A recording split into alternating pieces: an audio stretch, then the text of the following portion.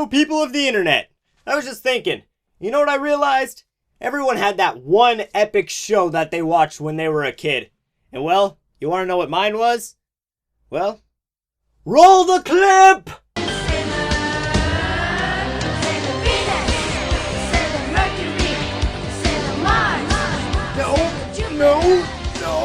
No! So, wrong clip! Someone roll the right clip! Please! Someone! God damn it.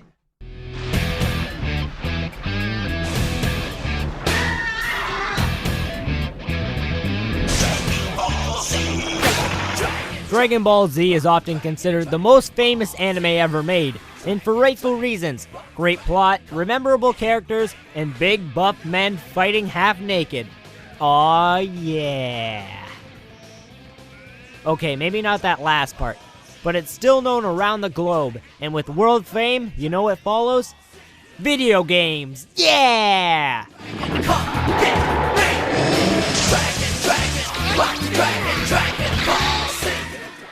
Dragon Ball Z had a million fighting games, and they are remade over and over and over again. It's kind of getting like the Call of Duty franchise, if you know what I mean. So what everyone wondered was, when were we going to get an actual Dragon Ball Z game that A, wasn't a fighter, and B, followed the story of the TV show? And guess what was released? No! No! You go home! No one loves you! Yeah, that's right. Go home. Good. Now, what was released was a trilogy of beauty. Bam! Bam! Kabam! But today, we're just going to talk about this guy here, and why he's so different from the rest of the Dragon Ball Z games. So, let's take this game to school. The story.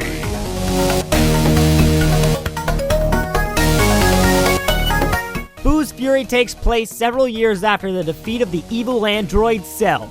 Gohan is now many years older and is in high school, and Goku is still in the other world, and Earth is now at peace. But how long can that last? Not long, obviously, because without bad guys, we got no game, and with no game, we got no review. And I'm still here, so I feel sorry for you. Now, the big thing about this game's story is that it follows the actual TV show so well, I couldn't believe it. From the words that are spoken to small cutscenes like Boo blowing up a city, or the small subplot between Hercule and Boo. Another thing that I highly enjoyed is that the game added in the Fusion Reborn movie, and put it in the right spot in the main storyline, keeping the game fluent and enjoyable, without having to add padding or other boring crap to the game. As you can see, Boo's Fury went above and beyond when it came to the story. They replicated the TV show so well, it would be almost impossible for another Dragon Ball Z game to trump it. And they even decided to add in a movie to make the game even better. So seeing that, I give this game an A for story. The gameplay.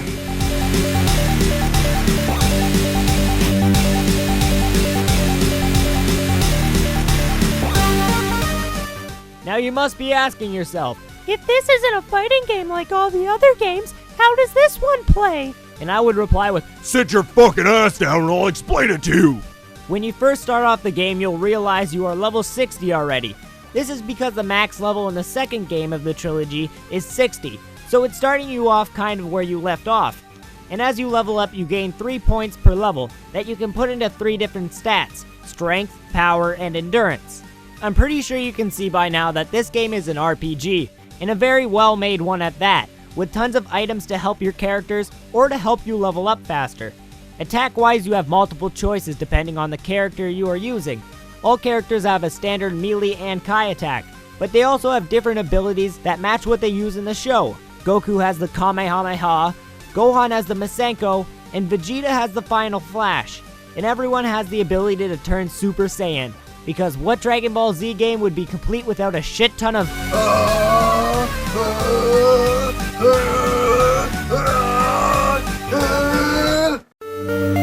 There are a lot of different types of enemies in this game, keeping it interesting.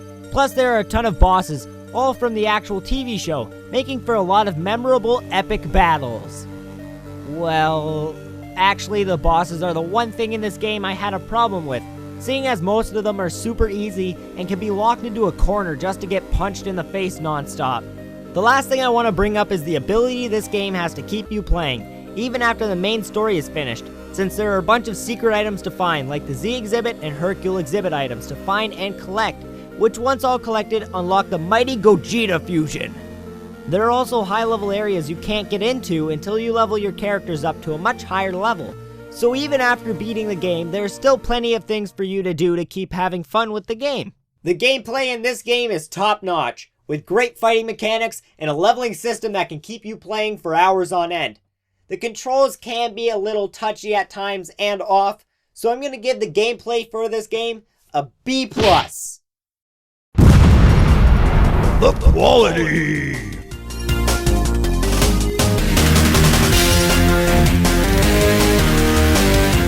The time and effort put into the game is very easy to see. The graphics had a small update since the previous game, but were not altered too much, which is somewhat upsetting, but makes up for it when you look at all the beautiful backgrounds and scenery that they put much thought into, including the world map. Secondly, the music. Oh, I love it. I wanna fuck it. It's so good. If you haven't noticed before, music is a big part of a game for me. I can be turned off from a game just because of a bad musical score, and this game has such a perfect soundtrack. I was crying with joy just listening to it. That intro music just makes me want to dance whenever I hear it.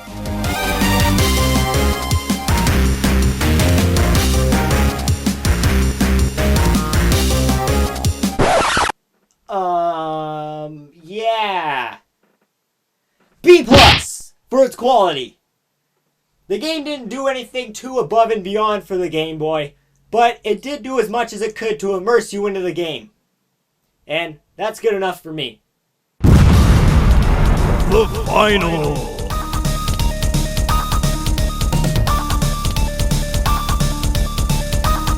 The final moments of this game are surprisingly well done, since the final boss, Kid Buu, is actually very hard, and I found myself having to use a lot of my items to beat him, since you can't just lock him in a corner and beat the shit out of him like a schoolyard bully.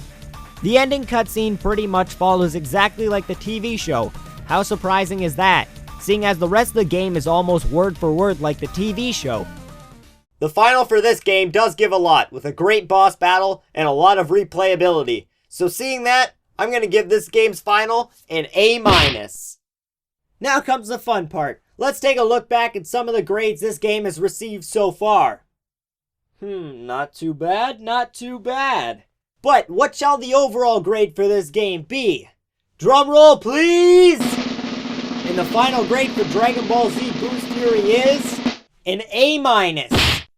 Damn, that's a high score. But this game deserves that shit. I could spend hours on end playing this game and grinding to level up. And this is coming from someone who hates having to grind in a game. So, if you like Dragon Ball Z, this is definitely a game to add to your collection. And if you don't know what Dragon Ball Z is, then pick this game the fuck up anyways because it's awesome. I'm Badman, and I take games to school. I would just like to thank everyone who showed up to watch me stream this game. It was a lot of fun, and if any of you are interested in my stream, I'm streaming all the time, whether it be Mario Party or streaming games I will review. So if you like how any of that sounds, just go to the Twitch link in the description and follow me on Twitch. And while you're down there, why not like me on Facebook and stalk me on Twitter? Lots of love and other homoerotic stuff. And don't forget to subscribe if you enjoyed what you saw. Bye. Lots of love and kisses. Mwah.